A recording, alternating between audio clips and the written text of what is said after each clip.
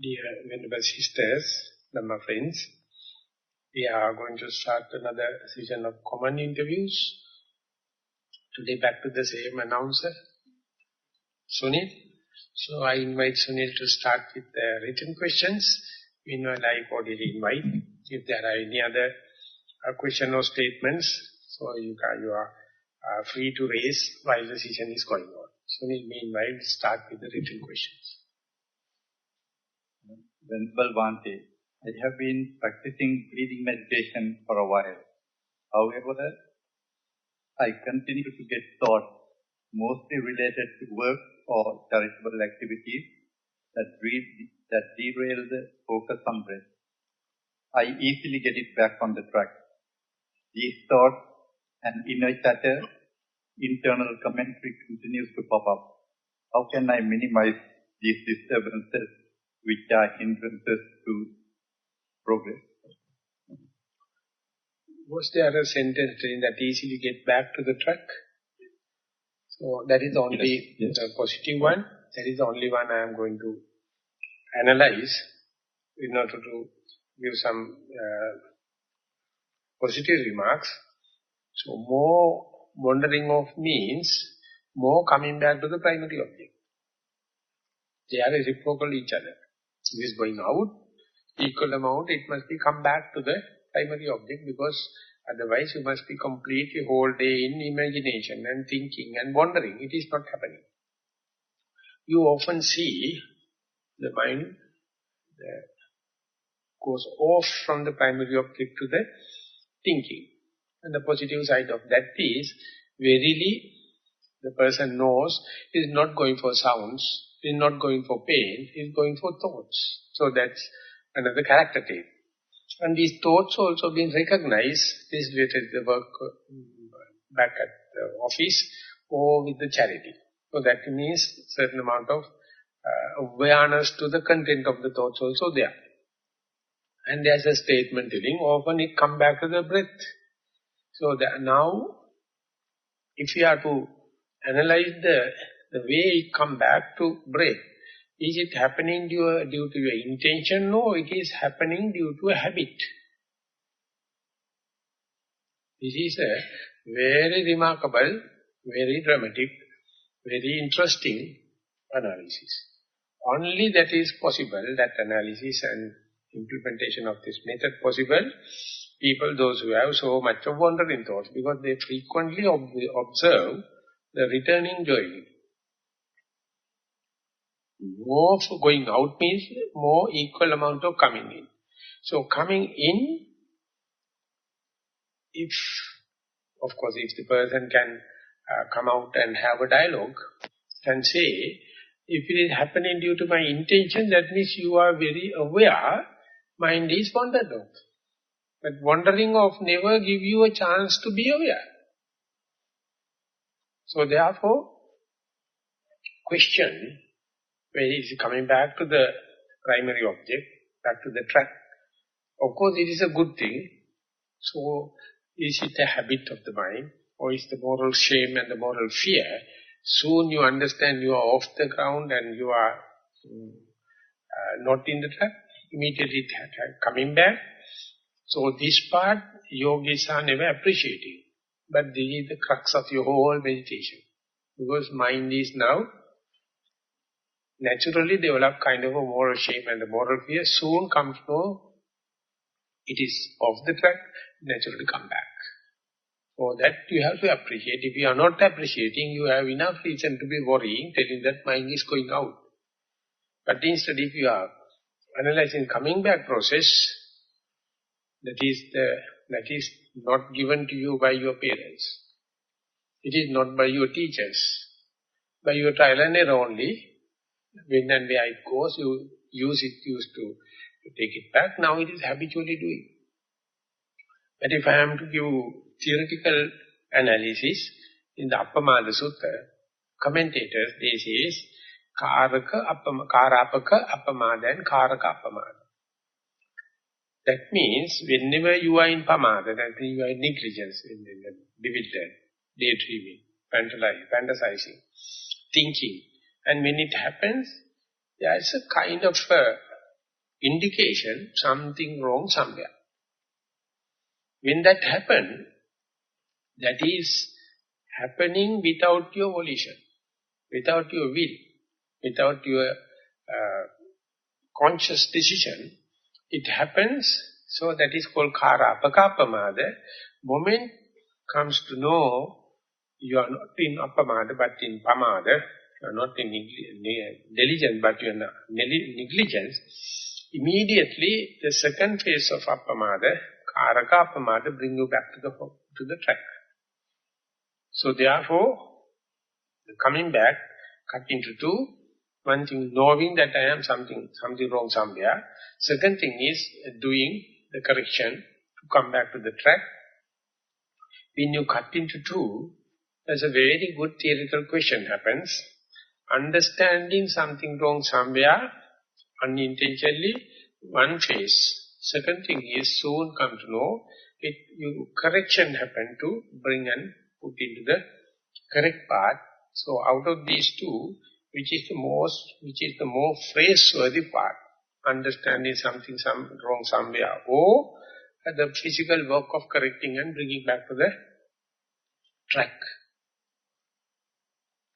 Or if that particular person can, or any person can wish to share their views, which is the most important part, understanding that I am in pamada or reinstalling apamada. If it is two aspects, if what I am telling is clear, which one is the more meritorious, more skillful, more phraseworthy?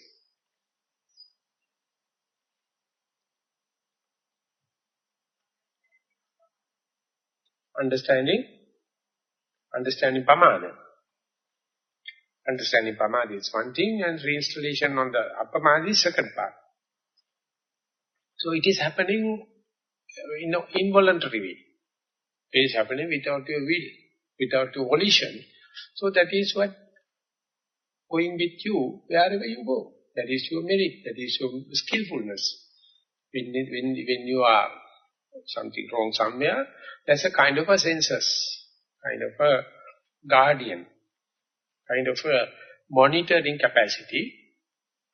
It is happening without your intention, but it's a very benevolent, very good. So, when you are making a complaint, question like that, that part's never been appreciated. As far as you are not appreciating it, you make points for worrying, but you do not know the game of how to be glad under any circumstances.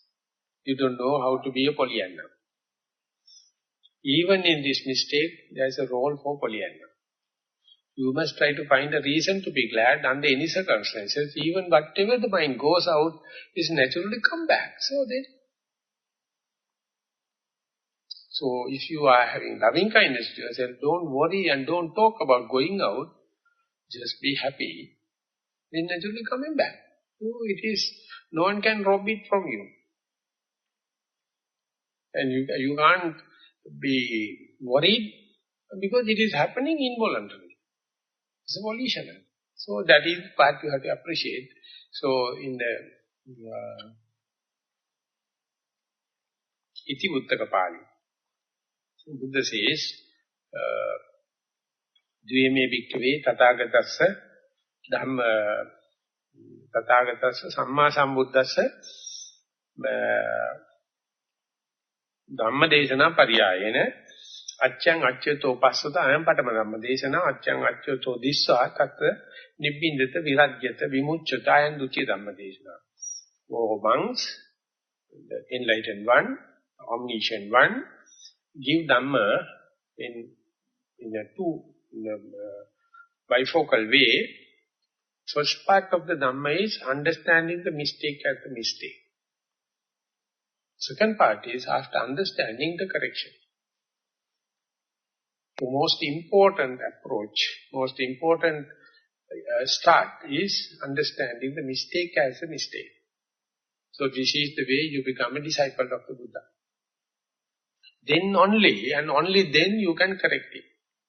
If you do not understand, You can only worry. So that's exactly what the Einstein mentioned as a mathematician. When you are given with a question paper of maths, first you have to understand the question. Then only you can apply the theorem and the formulas and you can sort it out. But if you don't take time to understand the question, whatever the theory you are going to apply, whatever the formula you are going to apply, it will mess up your thinking. So take time to understand the question as such. So that is what lacking in our day-to-day life. When the question happens, we get excited. Leading nowhere.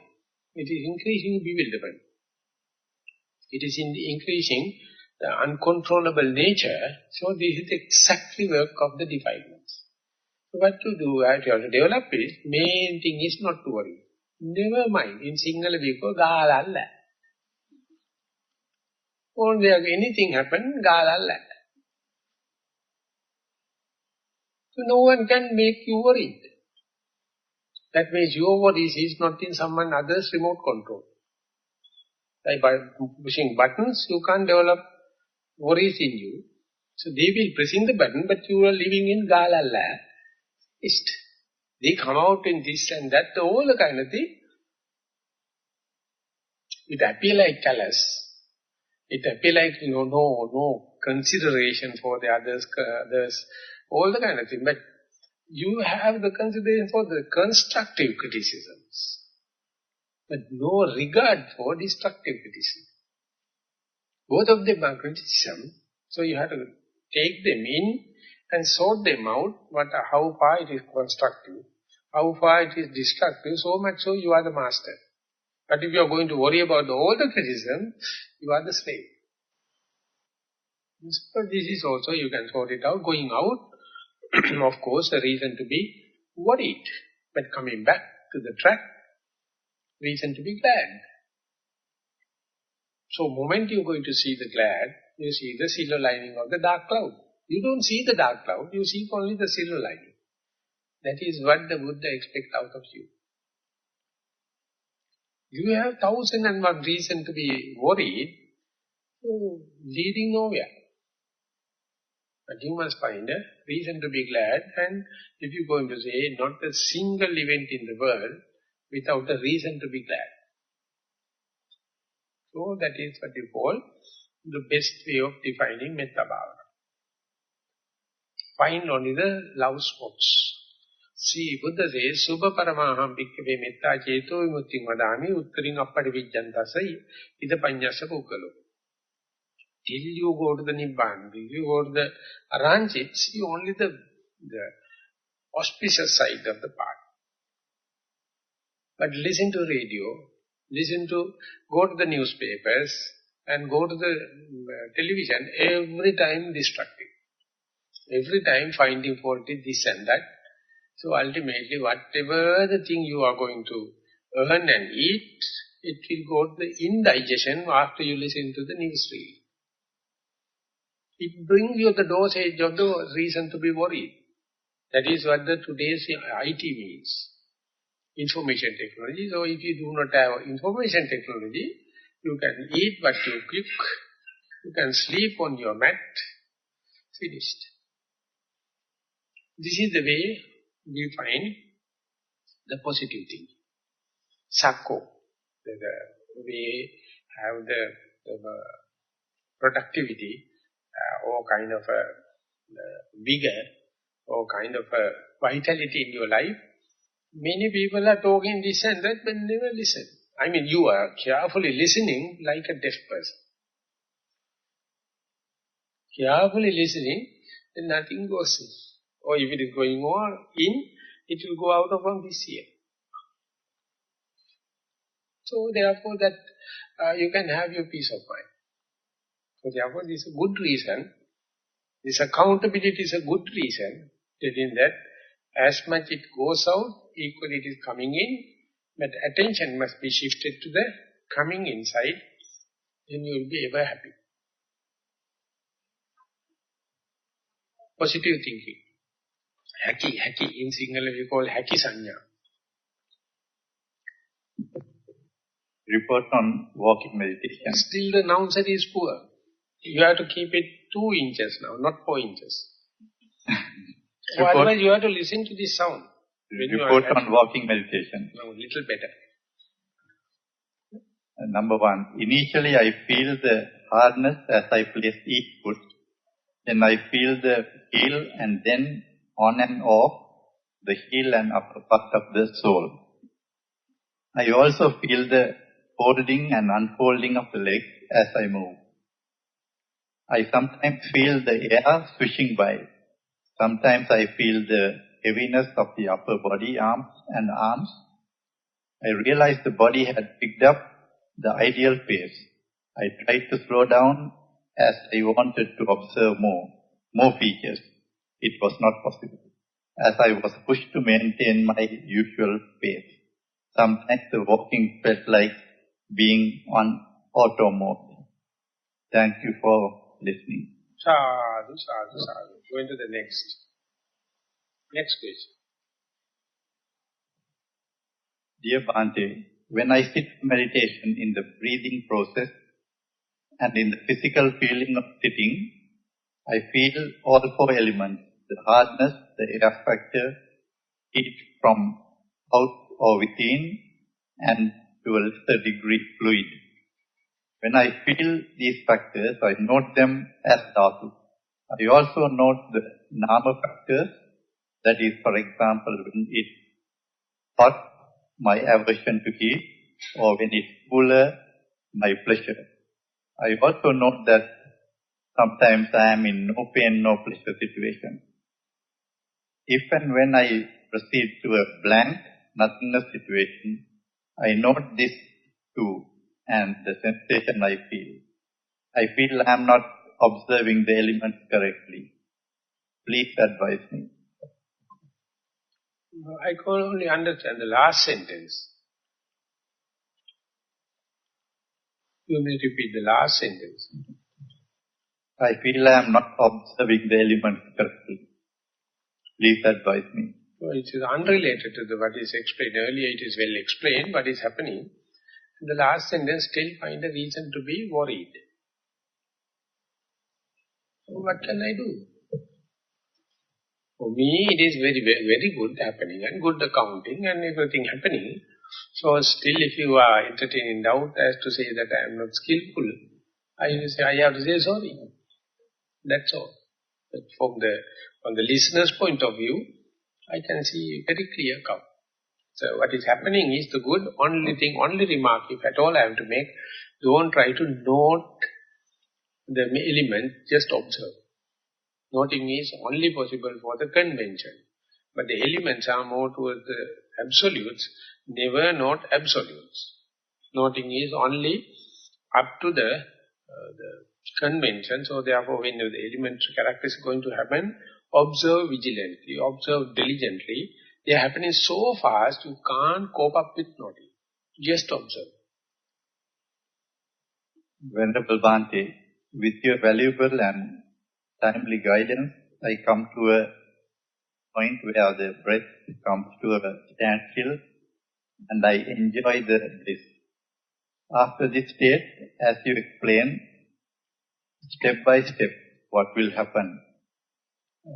Today I was still, and after some time my legs move automatically. But I am mindful again. I started sweating, though I am under the fan. I was so happy at this, as I have waited 2 hours in the blissful state. No thoughts. I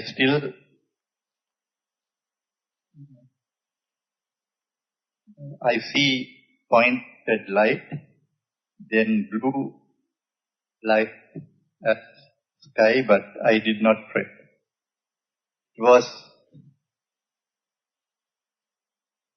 It was so calm. Please give advice and guide me. To disturb. So calm, please give me advice to how to disturb. So I am saying, I am sorry. So what else I can do? Because that you can see, no object means don't define. So what else? You have to season it as long as possible, then the mind knows what is the next. Rather than giving advice from the outside or giving thinking or giving volitional or second hand or deductive, inferential advices. Now mind knows what to do. Because this mind is less and less amount of defilement. So put autopiloting and let it run. Venerable Bhante, you have very lucidly and clearly explained the way to practice Anapanasati Bhavana. I practice this Bhavana very happily and peacefully. I find that after meditating for a while and observing the breath as the primary object, the disappearance of the breath is noted. It reappears again after a short time. At that point, a certain amount of bewilderment happens and concentrated the mind. There is no feeling of me, mine and myself even. This happened again at the same sitting. I would like to know what I do then, since this is frequent occurrence. Please explain. So here that, if I am got correctly, there's a one state, breath disappeared and you experience a kind of a blank, and without your will, it's all of a sudden again the breath happens, the bewilderment happens, again you find an object and you can go to the concentration. Likewise, two facets or ebbs and lows in the wave you can see. So you have to familiarize it, you have to season it, you have the equanimity for the calmness and the nothingness or gross breath and the bewilderment. Both are nothing but two tones in the same mind. If you can develop kind of equanimity, equipoised mind to the both, no one can irritate you or frustrate you, develop irritation. So therefore now you know two reciprocal sides of the same coin. One side is very calm and quiet, the other side is agitated and bewildered. So when listen it appear, the question, I assume or I think, that there's a desire for the calmness and the hatred to the bewilderment and the agitated mind. So much so you are in friction. You are not in the comfort zone. You are not in the least frictional part. So therefore, try to develop the equipoised mind and equanimity as to both the agitated mind and the calm mind. And when that happens, the moment you develop this attitude, you find this agitation still reduces. And you can have still the amplitude reduces, but the wave is happening. And that means it is calming down, it is flattening off, it is tapering off. So therefore, not to worry, and not to find the duality, but to see the reciprocal nature, the relativity of this agitation with the calmness, without agitation, no calmness, without calmness, no agitation. They are two facets of the same coin. So when that happens, no one can shake you, or no one can drive you mad. So therefore now it is leading towards that. I am just trying to give a kind of a perspective, one to look at it. When you are developing it, there may be another layer, everything will precipitate, everything will calm down, and still you can see the wave, but the amplitude is reducing. So ultimately, your peace or your unshaken nature or equanimity or equipoised nature will slowly maturing. It is a matter of time. Just, how do you call it, just being. Art of just being. Summa iri. In Tamil it is called Summa iri, nikka hitama. That is the most difficult thing because you are so very active life and you want to do something. Each and every action is a turmoil. Each and every action is defiling the pure stream of water. Withdraw as much as possible, ask the ego to retire. Go back home. And you just observe as a neutral observer. So, but it is the Buddha, as a fun. It's also as a discipline. Everyone expects as a discipline to do something. But this discipline is not to do something. That is also categorized as a discipline. It is very difficult to comprehend. But you can say anything you do is nothing but an agitation. That's it.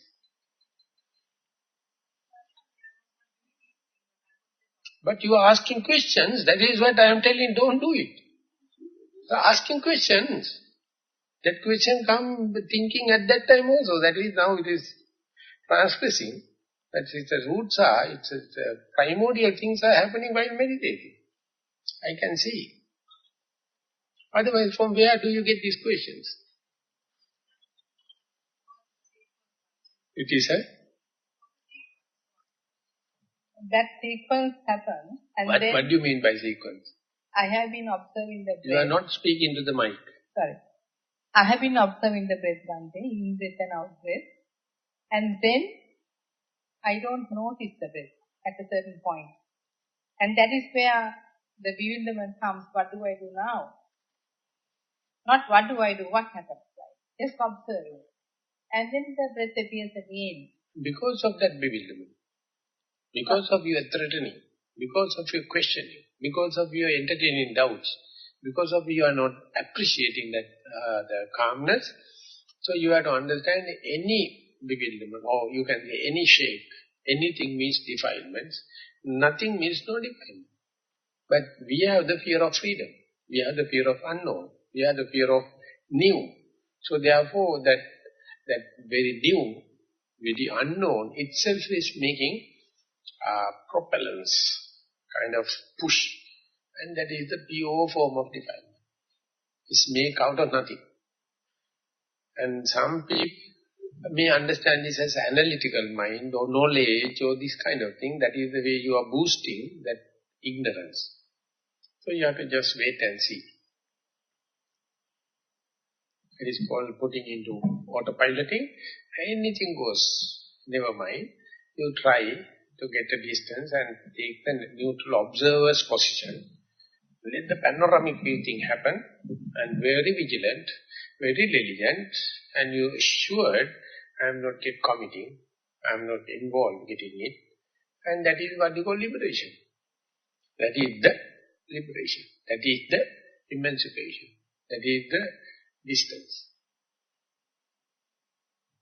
It is free of charge. Next question. Venerable Sir, during the practice from time to time, I experience a dullness in my awareness. Sometimes the awareness is bright and magnetic. At other times it is dull and monotonous. How can I become mindful of the dull states of mind? How should I note it? So it is already noted and already been mindful. So what can I do? Now the dullness also reported. The brightness also reported, and so it's well and good. So continue again and again, that is called seasoning, that is called familiarizing, that is called cultivation, and you see different dimensions, ultimately it becomes your habit. The dullness happens, the brightness happens, lucid nature, and unclear nature, they can't live without the other part. So happening, but as far as you are worrying, the amplitude increases. Soon you start to la-la-la, again amplitude reduces. It is each and every time it is assuring. Main thing is not to worry. If I put it to common sense. And now we are masters to worry. We are masters to find a reason to be entertain doubts. So this is the defilement. So, of course, it is not a crime. It is not a punishable thing. But you have to understand how the defilements are taking the main advantage of your lack of experience, lack of theoretical understanding. So each time when fallen into trap, you must make a point. This is my case history. In time to come, I try to do away with it, not to entertain doubts, because relatively now I am coming to less and less defiled, less and more restrained. So this is in an advancing process. So you have to be patient and continue that regular sitting, regular walking, and regularity in your timetable indicate that you are striving. You are not trying, you are striving. You know now definitely, so going towards the destiny. Most Venerable Bhante, could you please explain that clear comprehension, what clear comprehension means? Seeing the rising of defilement when an object comes into contact with the sense door, or watching everything and letting go of then letting go of them to mindfulness. So as an epithet you can say, see the canvas as well as the picture. Or you can say, see the individual characteristic and the common characteristics. You can see each of them are reciprocal each other. So this is the comprehension. Clarity in what you see, it says, see the depth. If you look at with the one eye, you see flat. If you look at with the two eyes, you see the depth. That is how we develop the depth of our vision. So, mindfulness is something, one-eyed vision. You can see everything, but you can't see the depth. When you have to see 3D, you have to use both the eyes, and when you say you can see what is far away, what is close by, how they are happening, and what is the screen behind, and what are the actors doing in the stage. And likewise, you see each time, you see through individual characteristics to see the common character. So you see how they are relative to each other, how they are reciprocal to each other. So you are not worried about the content, but you see how they are playing, how they make a contrast, and how the consciousness is going to take the foundation, first the anchorage, as far as you are not keen about this contrast, as far as you are not keen about this individual characteristic and the common characteristics. When and where you are bound to see everything in their due perspective, they can't change you. You can master the situation, otherwise you become a slave. You get caught up with the individual characteristic rather than the common characteristics. So this shifting at the beginning happened from the individual to a common character, but clear comprehension means you see you are not do away with the individual characteristic, but you see through it and then you see the common character. So both of them are there, but they are reciprocal each other, relative each other, or relativism, relativity. This is the clear comprehension. Most Venerable Bhante, when I start meditating, I have a free flow, motion running throughout my whole body. Simultaneously, I see my mind as well as my breath in the background. The same thing happens when I sit and listen to evening discourse. The sound element enters 100%. And I don't miss anything. At the same time, and see my mind and body flow. Everything is not like this, but the majority are. I am merely reporting my practice with metta. So if it is increasing, the clarity, the relativity, and the capacitization of all the things are happening, but not carried away by one or the other, you see the whole tapestry. That is the way you are going to use the whole brain, not only what you like, but you are hating what you do not like, but you don't accept only what you feel just, and you are not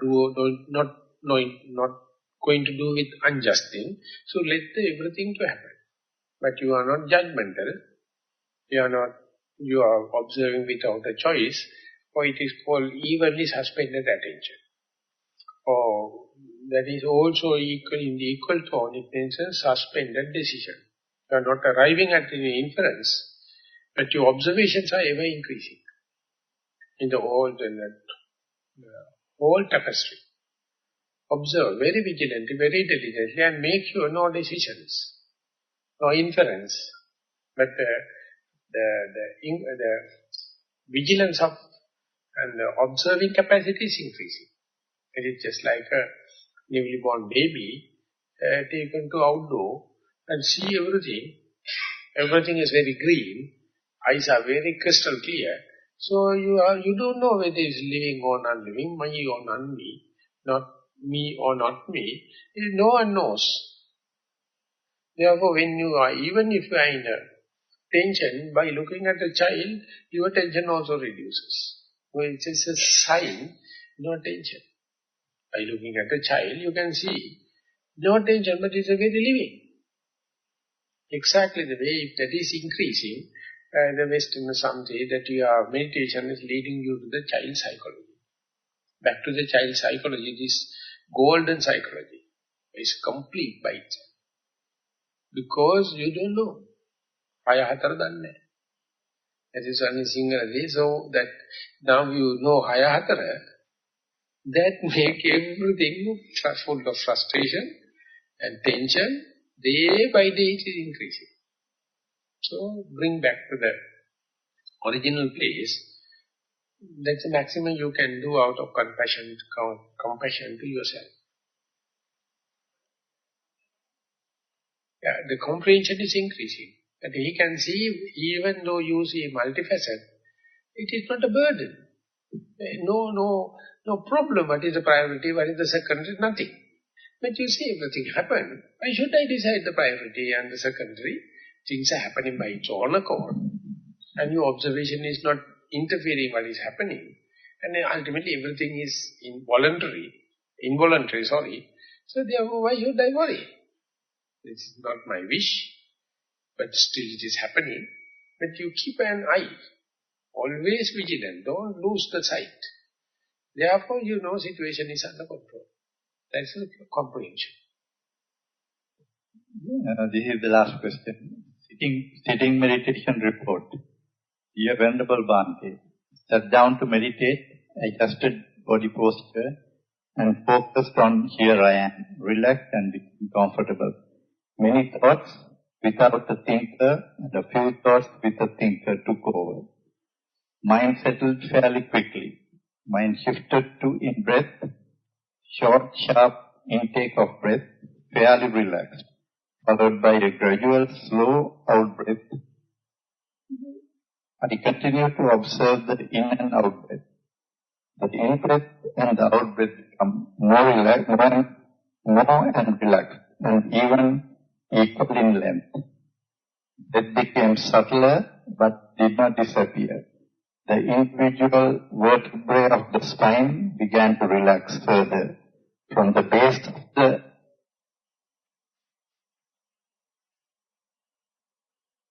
the skull to the tail of the spine.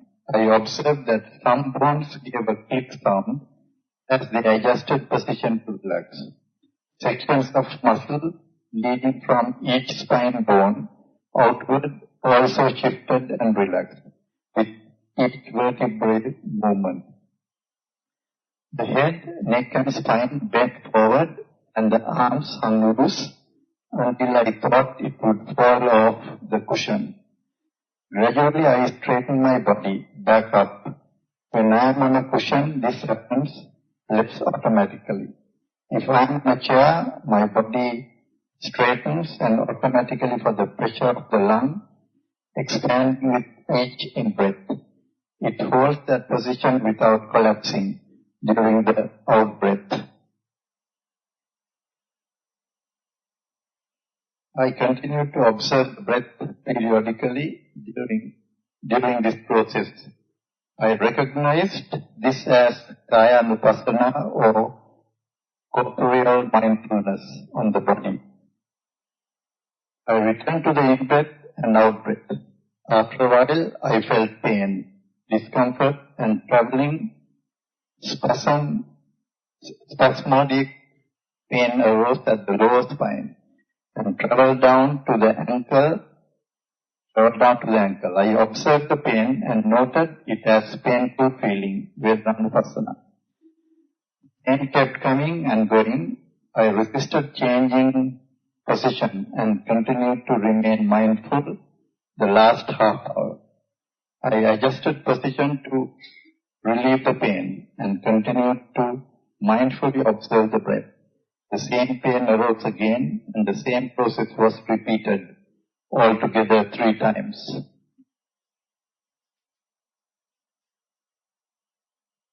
Thoughts would come and go. Mostly I was mindful. I continued observing the breath. The pain shifted to the opposite side. I noted it with dismay. The pain left, but discomfort and dissatisfaction remained. I wanted to move. I could not understand it because now I only had discomfort. I moved and relaxed. I observed the breath. I noticed the familiar music going through my mind. I did not notice when it's being, but it was towards the end of the sitting. The background music, secondary object, and the breath, primary object, continued. I noted thoughts of waiting for the session to end so that I could relieve myself of the painful feelings. Then I noted disappointment with myself because this meditation opportunity is so precious. I noted the judging mind and let go. I continued to observe the breath. I did not notice the sitting session and because I was meditating. Then I was happy.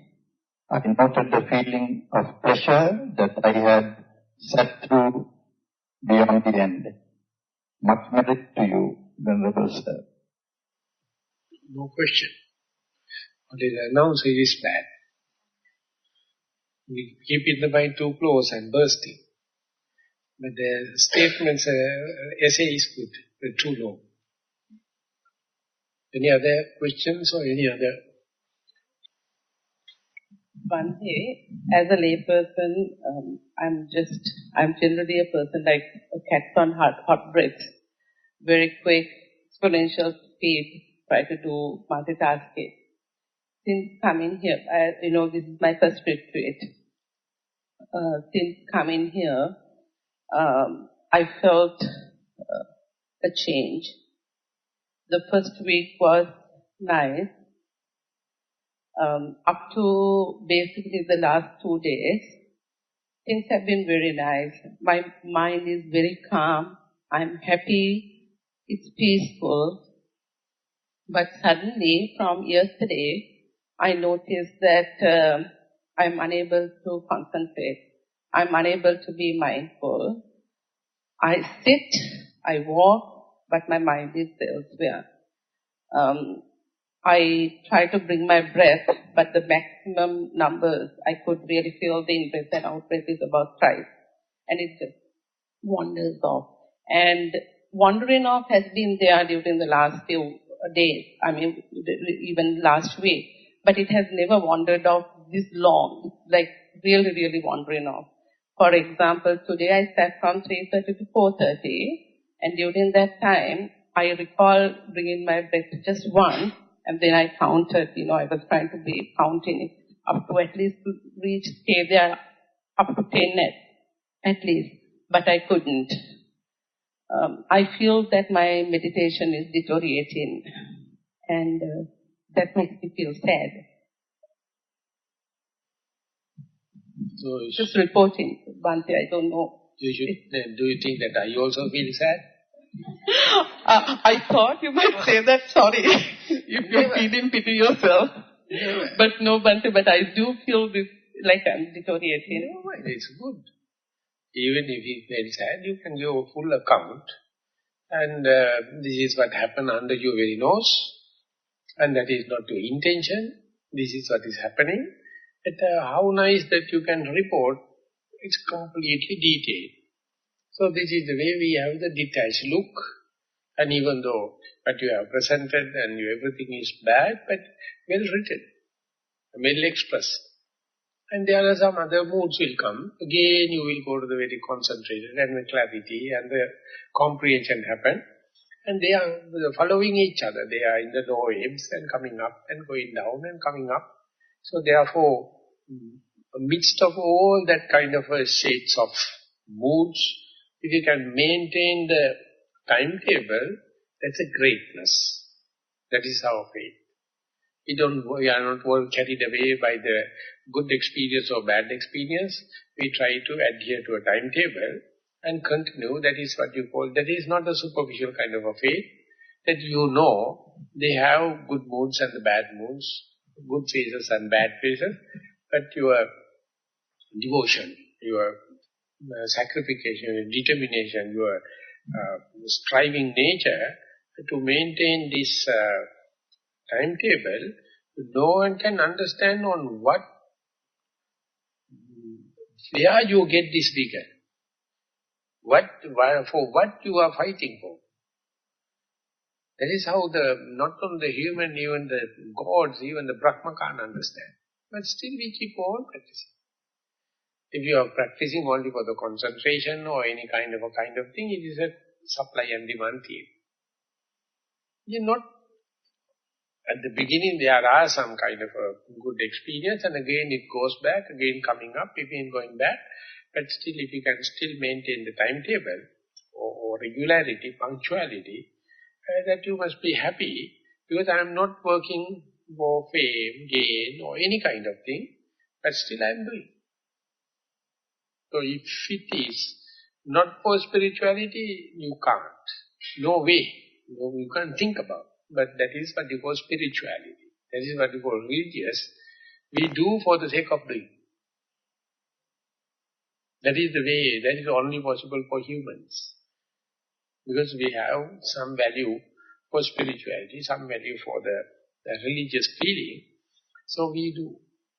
So if it is doing for results, it is not so praiseworthy.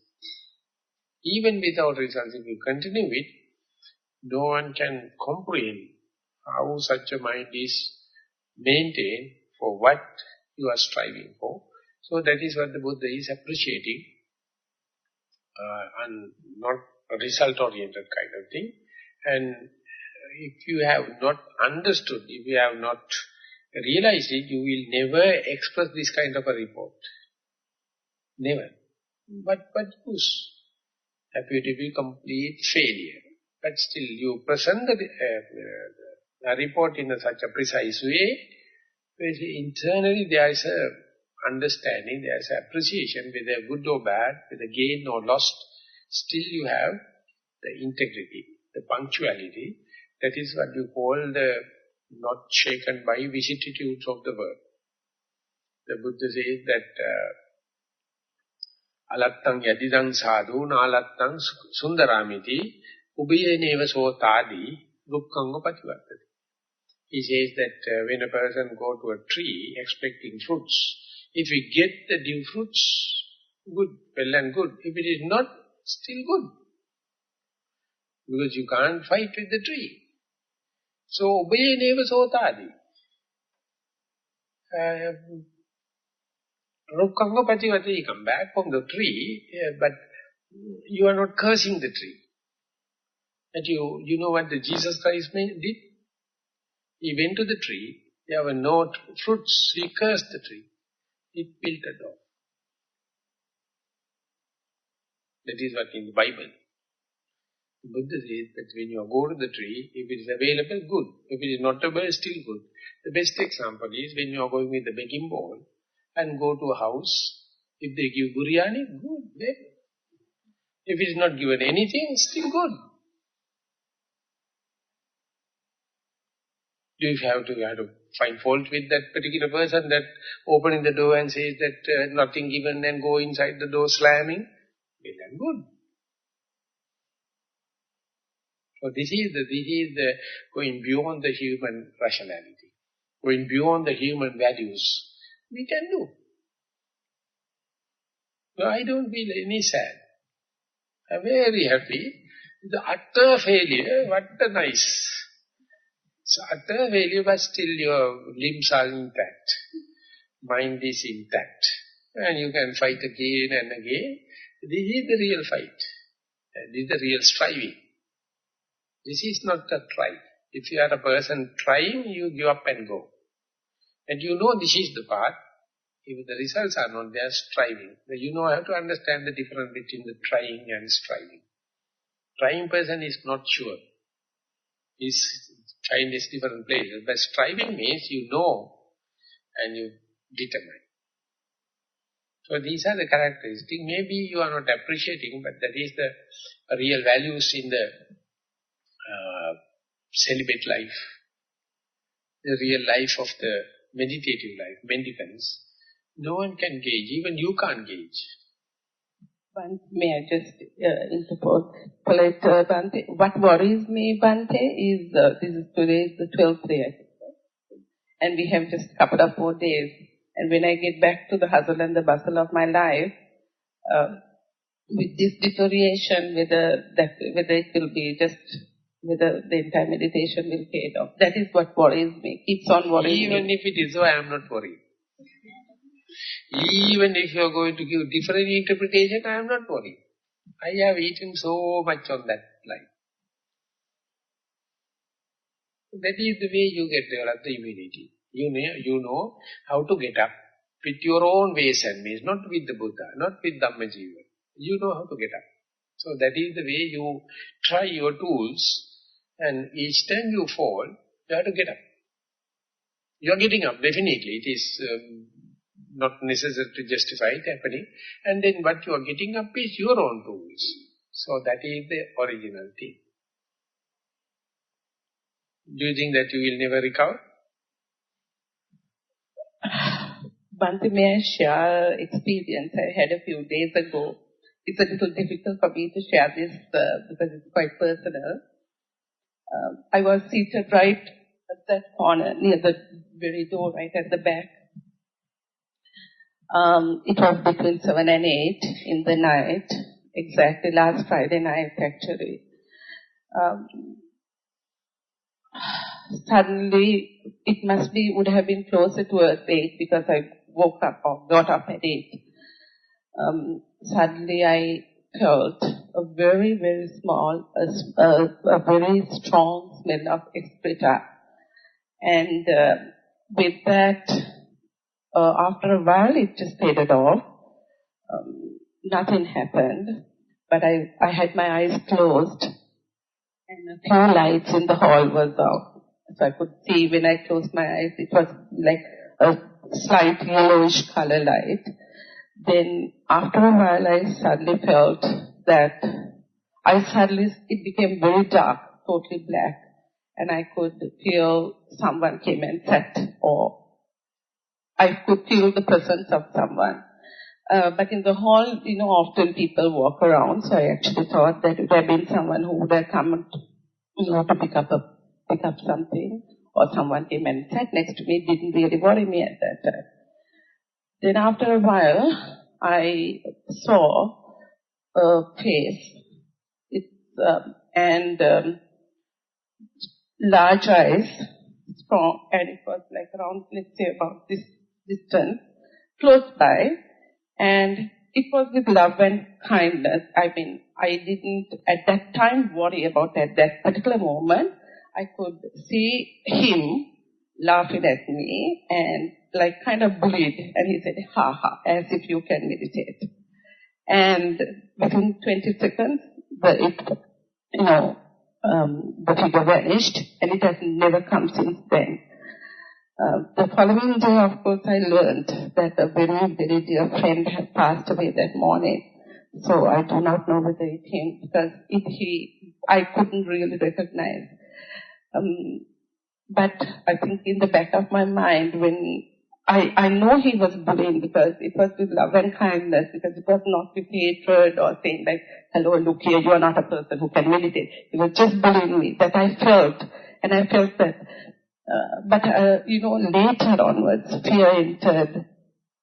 And I didn't know exactly what to do, or I had never experienced something like that before. So I think it's in the back of my mind that whether actually I could meditate, whether I have it in my system to meditate, and now it is deteriorating. So may I accuse you, saying that how the message came that the friend passed away? Bhante, because I came for the retreat only for the first 7 days, and I got an offer to stay the second 7 days, but I have not brought my medicine or anything like that, so I had to go back home to come back to get ready for the second 7 days. So when I called in the morning asking the driver to come to pick me up, he told me that my friend had passed away and my husband has told to tell that to me. That is the information technology, how kill its meditation. So that our minds are very vulnerable. When such a thing happens, we have so much of fabrications, so much of storytelling, one very tiny issue, and it connected with the past and the future. And ultimately it says, is it a permanent damage to my meditation, or all the kind of thing. So therefore, while meditating, anything is something like a peck fallen into your eye. So therefore, do away with that. That of course once you come up to a certain extent, you know how to tackle it. But being this is your first meditation retreat, maybe. So that you have been exposed to the external news and kind of thing. So even though it is not news, it is nothing new. Of course things are happening. But ultimately mind made fabrications. Volitions are being translated as fabrication by Jeff, that is Nissarana Bhikkhu. We are masters. We need very little thing.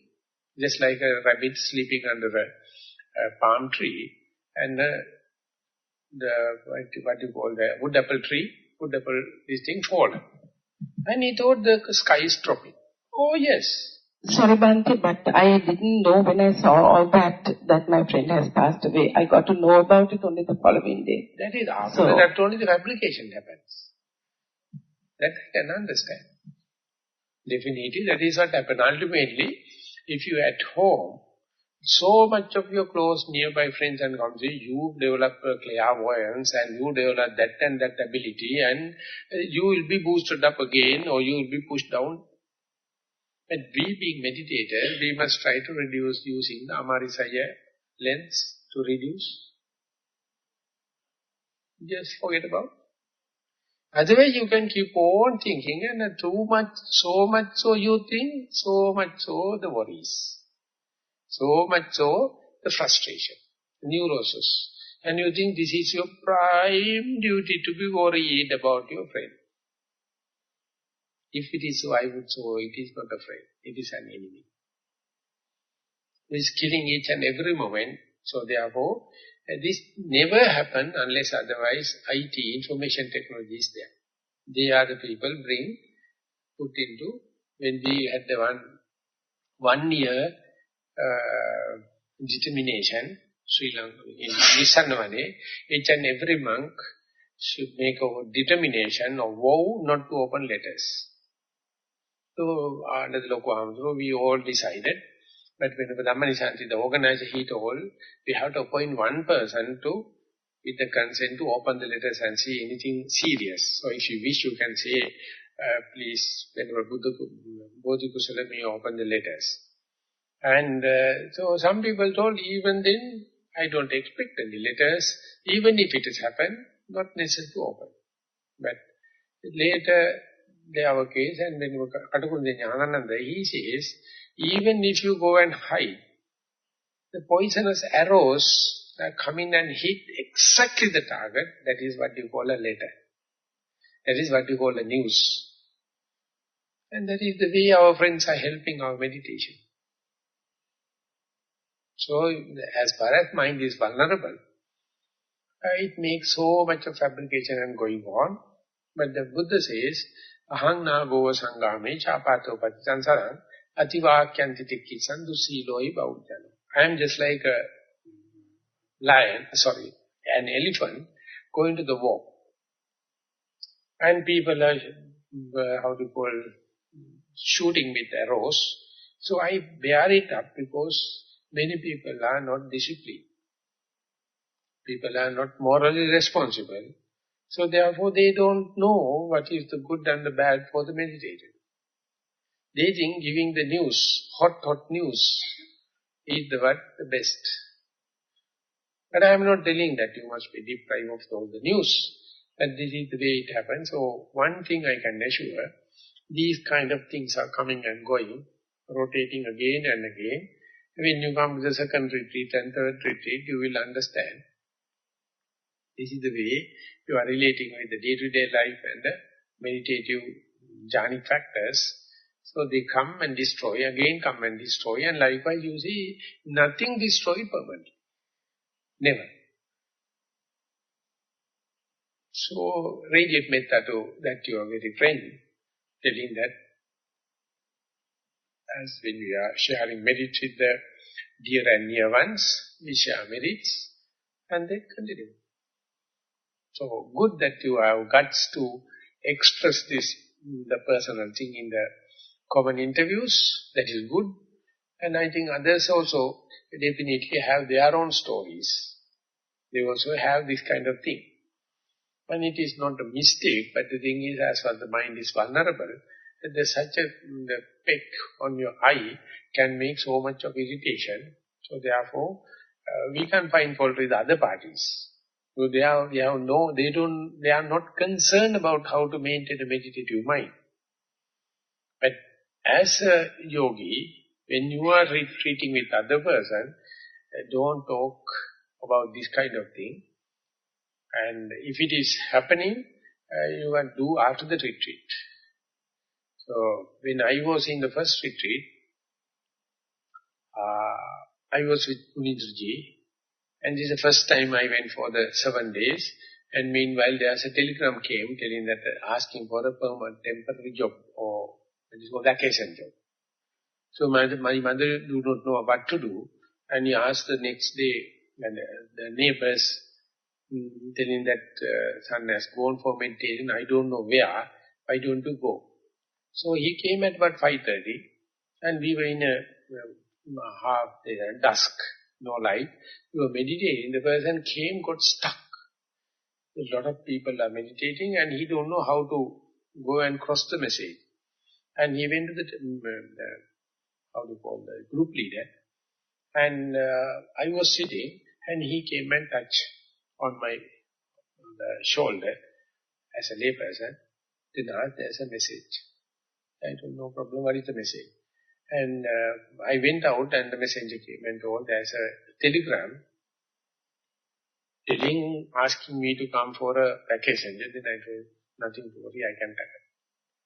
So then the group leaders came and asked, are you sure that you have no messages to send back home? No, I told nothing. And it was a German lady asking my help for translation. And after came back, I wrote to her telling that I was in a retreat. I got the message that I am still interested in the job, vacation job. Yes, but I was in a retreat. She told that is the best what you have done. That is your decision. You are in a retreat. I am sorry. I don't know. Then she gave me the job and we were working. So likewise, you have to have the Amarisaya's lens. Reduce it. Not to magnify. The magnification of the same thing is what you call the sankhara. Fabrication. Proliferation. The frothing. It's called sometimes known as papancha. Papancha means storytelling. Masters, each and everyone, and I think, I don't know, you may find fault with me, ladies are the best.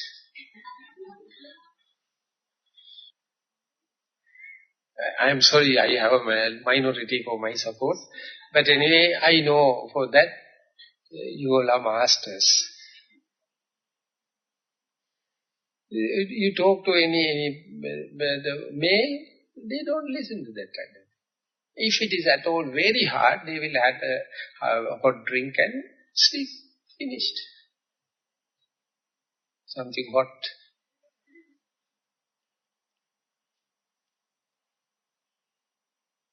So continue with the meditation, and you will come back to the same mood. Nothing to worry. Yes. You have to use a mic. Bhante, how do you become mindful?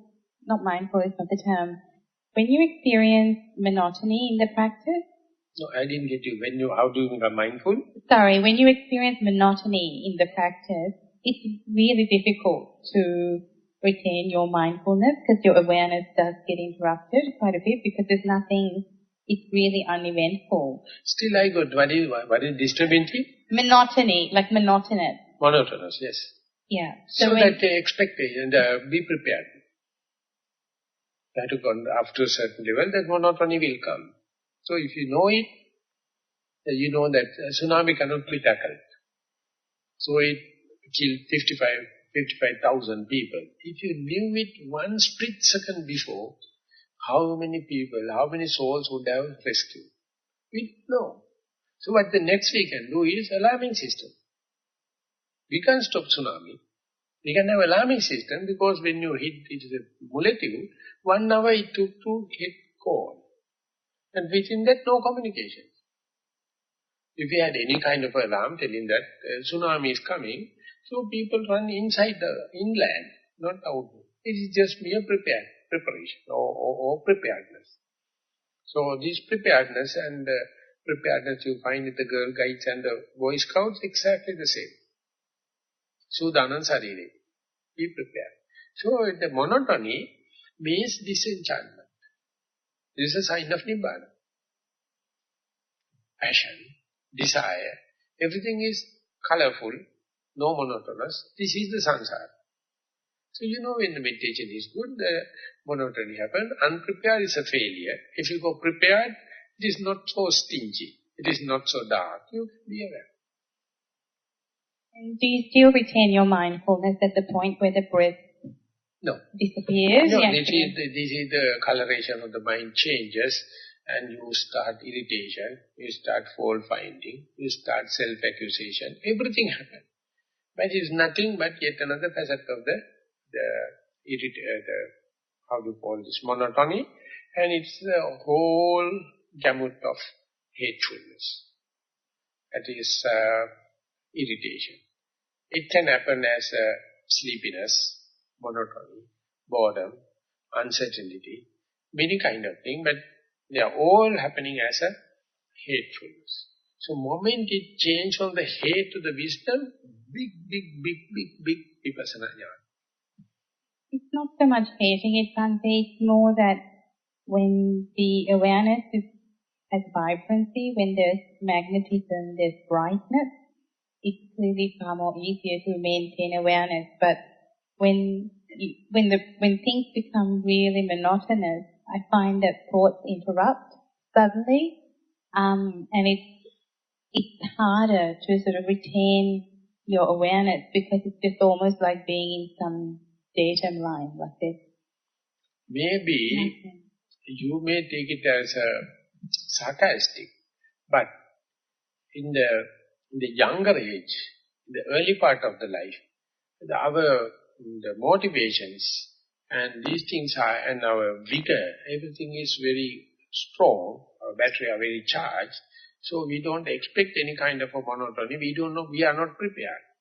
When you are maturing in your life, when you are, how do you call it, indriya paripaka, you become mature, you understand life is not so a red rose.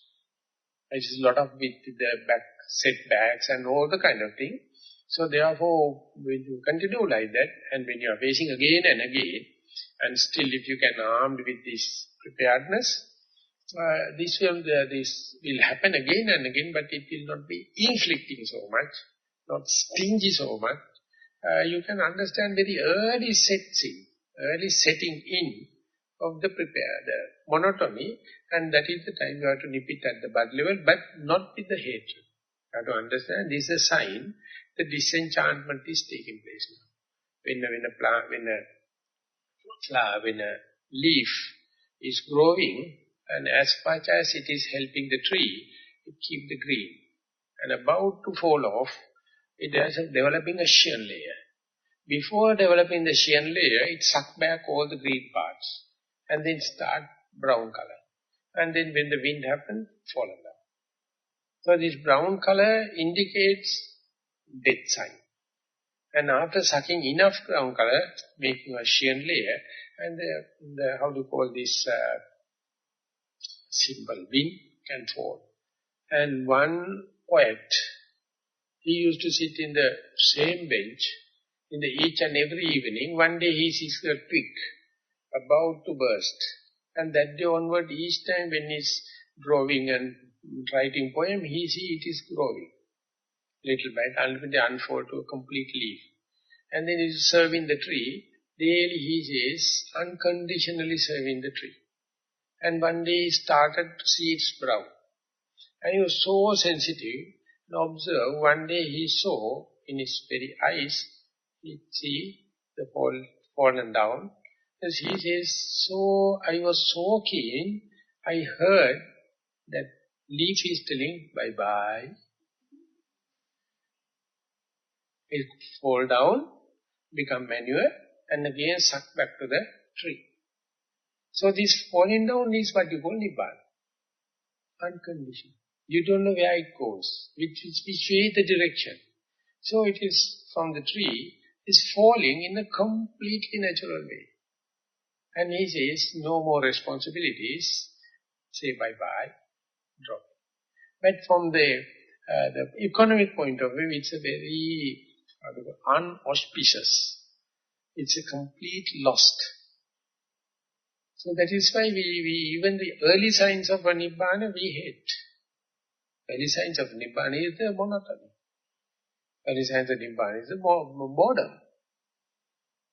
And it happened with the hateful background. So that is why it is not easy to palatable. It is not palatable. It is not easy to digest it. So after so much of practice, so much of familiarization, so much of seasoning, as and when this monotony setting in, as and when this boredom happens, you have to have a smiling mind.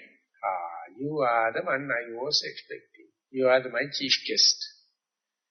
And then it is never monotonous. Because you start now to look at it in a new way. And then you see, so far I had a very bad taste. And I never invited this guest. This is the most important guest. In the Vipassana jnana, that's the biggest.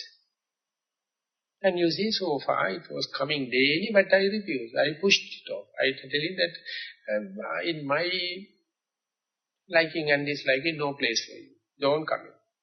And daily you meditate. Again it comes. Again you push.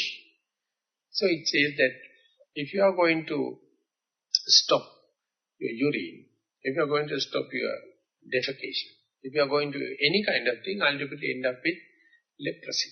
Not the leprosy. Apasmara, no. Epilepsis. So therefore we are meditating daily and don't allow this to happen. So you have to understand what a kind of a relationship the mind has to cope up with. Your meditation is so efficient, so the immediate outcome is the boredom. Immediately when the boredom happens, you refuse it. You react it. And then you have to understand what kind of a epilepsis. So put it in the mentally sick people, and they also develop this kind of monotony. When he or she goes to the psychiatrist, go to the free association, they make some or the other image and put up your ego and re-welding and give the ego back and say that make something so that you are an important person and ultimately reinstall the ego. So therefore Western psychology is completely egoistic. So that is why Mark Epstein says psychotherapy without the self. And when such a monotony happens, he will analyze this person may be meditating. So it is not panic. It is not hysteria. But it's a kind of a monotony happens and it's a kind of a boredom happens. So he very sharp to understand the positive side. Positive side is the mind. And it is not by accident. And if it is so, he is in a position to give a guidelines. This may be a result of your discipline. And otherwise, if he is not a meditator, what you can expect from the counselor? They reinstall your ego. They reinstall your conceit. They reinstall, you must have a reason to live, you must have something to maximize your desire. But the Buddha has no that kind of a pattern. This is a must if you are meditating. But you have to have a correct outlook. So when Jnanarama, he is the one told that for this only one way out, be prepared.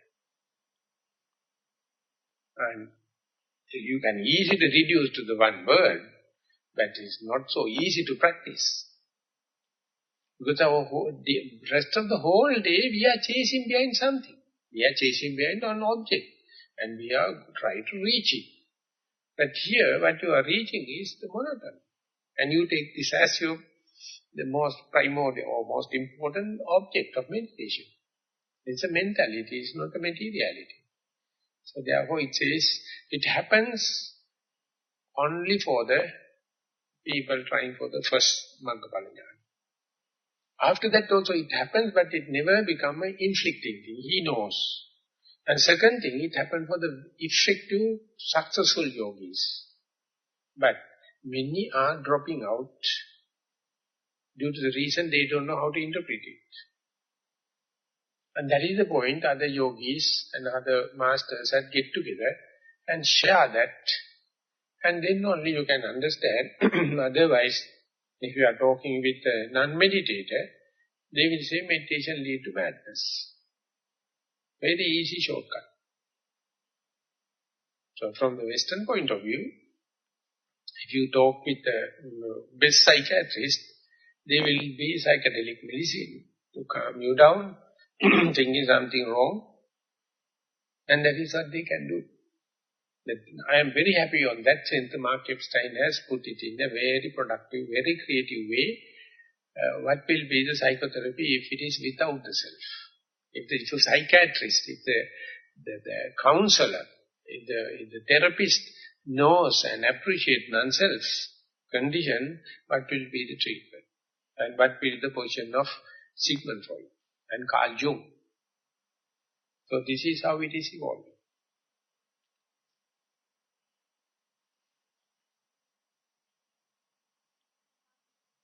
How could you treat someone if they don't have the self? Pardon me? How could you treat them then? How to treat? Yeah, how can a psychotherapist treat someone if the self First, psychotherapist has to treat himself rather than talking about the external yogi. External is mind your own business. Each and every psychiatrist is a sick person. It's a proven fact. It's a proven fact. So therefore, be careful. And when I go to Sydney, that I don't know, it's maybe Lanka or someone like that, they are psychiatrists, they are counselors. And they say in their company there are 6 such a counselors. Each and everyone, before going home, go to another counselor. It's a fact, I am telling you fact. And she is the one not only going, therefore she is being kicked out by the other counselors. Because you are not going to a counselor. And same thing mentioned about the people counseling in the famous monastery in the UK also. These monks are counseling all, but later they have to pay 30 pounds for 1 hour for that monks to go and have counseling. It is not a joke. Asevanacha balanam panditanancha sevana. Even for 30 pounds, don't associate fools. No. Better to go to Buddha and listen something, rather than listening to this.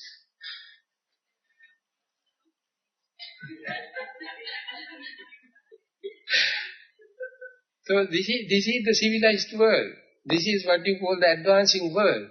That recently they explained 25% of the UK people are sick people. And they say it's advancing so much of psychological imbalance people increasing in America. And the member of parliament from the UK asked the health minister, being very so obvious, why you are not recommending mindfulness? You know mindfulness is no cost. It is obviously reducing this the psychiatric situation. You are not asking, I know you are being lobbied by the pharmaceutical industry. And when I am sending to Sri Lanka, one lady told, well, who is the MP in Sri Lanka to tell that, even if it is a Buddhist country? Who is the MP in Sri Lankan parliament to raise this point and say, you are making policies in the allopathic medicine, it is being such a the situation without any question. Everyone accepts the mindfulness is the answer. No one is talking. So therefore we have to do our thing in our own way. I am not protesting, I am not critical about that, but I am telling that this is the common sense in the world. Luckily we are in the era where the mindfulness is slowly gaining the power, not only to the psychosomatic situation, not only the worldly thing and the transcendental world, not only the Asia and West, there is some or the other gaining the ground. So we are witnessing it. And we try our best to give the maximum time to develop the mindfulness. So this is, therefore we can say we are concerned about our compassion to oneself. The loving kindness to oneself. That is why we give the priority for the mindfulness. And there also, this, when the monotony happens, you have to, number of times you have to learn it. And you have to put them in the correct perspective, respect to the correct background. Then you find no one can help you. No method can help you. No trial and error, so much you can say after this much of trial and error you are going to hit the person. Good thing. It's a utter coincidence.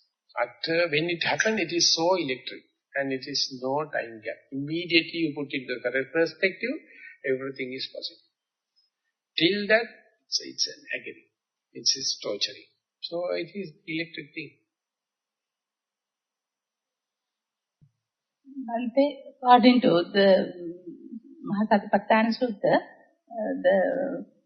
that Satima Vinaya Loke Abhijja Domanasa, that should it be the motivation to meditate, or do we make a conscious effort whenever you see the mind get defiled, or the continuous mindfulness will solve the matter when time to come?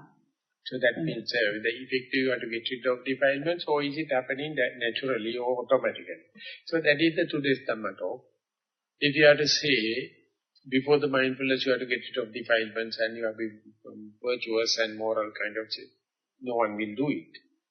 But if someone says not necessary to have moral conduct, not necessary to have the generosity, also is wrong. So you have to understand, whatever it may be, you can start mindfulness. Once the mindfulness starts, you can help by giving conducive conditions. Otherwise, it's too late.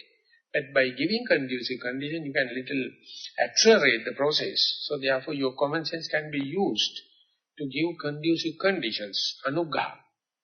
So therefore, if you are back with the theory knowledge, if you are armed with the book knowledge, you know where to give the conducive conditions. You can make use your the common sense, theoretical understand to give the facilitating. Otherwise, still it is happening. So therefore, question is yes and no. Yes or no. Even an unlearned person, the meditation will take care, but take time. But if you know, definitely you can give the variables, very conducive, very facilitating, then you will be fast. Swami Mahansa, I have a question regarding my report submitted to you day before yesterday. I don't know whether you can remember it. I have been meditating for quite a number of years, and what I reported day before yesterday was the first time that has happened to me. It was full of jerks, jumps, bends, chills from head to foot. That has never happened to me in the past. So at one time I saw, if you remember, sir, my hand was being gulped by a dog. I got scared and opened my eyes. So I just want to find out as to what they represent or manifest, and as to why at this time and not before. So that is why this is the way you can proliferate it. You can give values for the insignificant thing to make a significant. Then you are worried. So Buddha says, na abhinandati, na josatittati, na abhivadati. Don't enter into it. Don't talk about it. Don't exaggerate it. If you are exaggerating, you are exaggerating a defilement. Put into minority and insignificant, you keep on meditating. But you think it is very significant, it's very specific, time specific, why should it happen? So the Buddha said, these are maybe kama sanya or rupa sanya, whatever may be. So they come and goes. So you pick one particular thing and worrying again and again, that means you are entering into again, assuming again and again. And abhinandati, that you think it's significant. And you are talking about it. That is the way you can multiply, you can proliferate, increase defilements. So therefore you have the kind of a discipline aspect is there, and the wisdom aspect also there. So without this kind of unexplainable things, you can't cross this ocean. You can't cross this, how do you call this, floods. Each and everything if you are going to explain, no end. Within the one night, so much of dreams. You remember only what you feel significant. That does not indicate this is the only thing you see. Many things happen, you don't care. And you pick according to your likings and dislikings, according to your personality. And if you are going to talk more and more, you have no much of time to be here and now. So therefore, make discover, make disclaimer, put it into the dustbin. I understand. Thank you very much, sir. I doubt. Why? I have my fair doubt. You about your understanding. I have my fair doubt about you say that you understood. Why is that? No, that's my right. Keep on thinking that I have expressed that my understanding, so I must live up to that.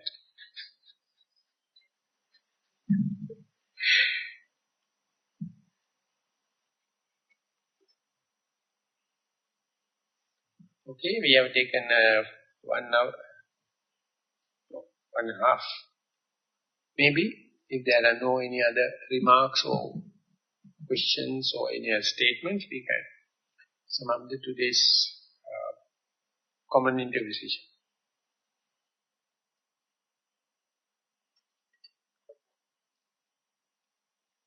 Okay, this is the end of the session. Thank you very much for the participation. Everyone, Saranai.